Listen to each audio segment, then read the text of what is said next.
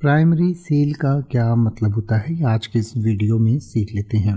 Primary cell का मतलब होता है प्राथमिक बिक्री, यानी कि the first sale of a product usually from the manufacturer to the distributor.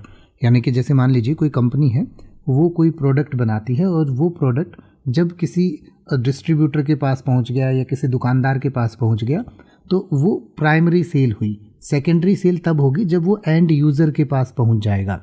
तो प्राइमरी सेल मतलब कि माल जो है कंपनी से तो बिक गया, लेकिन जहां दुकान पर या जिस डिस्ट्रीब्यूटर के पास पहुंचा है वहां पर पहुंचा है, और जब वहां से भी बिक जाएगा यानी कस्टमर के पास जब वो माल पहुंच जाएगा तो उसको सेकेंडरी सेल कहा जाता है। तो कई बार आपने देखा होगा कि आपकी प्राइमरी सेल कितनी हुई है लोग पूछते हैं, और आपकी सेकेंडरी सेल कितनी हुई है। तो प्राइमरी सेल मतलब कि आपका माल बिककर डिस्ट्रीब्यूटर तक या दुकानदार तक पहुंच गया, और सेकेंडरी मतलब वहां से आगे कस्टमर ने कितना खरीदा, वो सेकेंडरी सेल होती है। तो जैसे कि आप कह सकते हैं the company's primary sale figures were impressive this quarter, यानी कि इस क्वार्टर में जो कंपनी के प्राइमरी सेल्स के जो फिगर हैं वो काफ़ी अच्छे थे या आंकड़े बहुत अच्छे थे। या फिर आप कह सकते हैं primary sales are crucial for supply chain management, यानी कि सप्लाई चेन मैनेजमेंट के लिए जो प्राइमरी सेल्स होती हैं वो बहुत ज़रूरी होती हैं, बहुत महत्वपूर्ण होती हैं।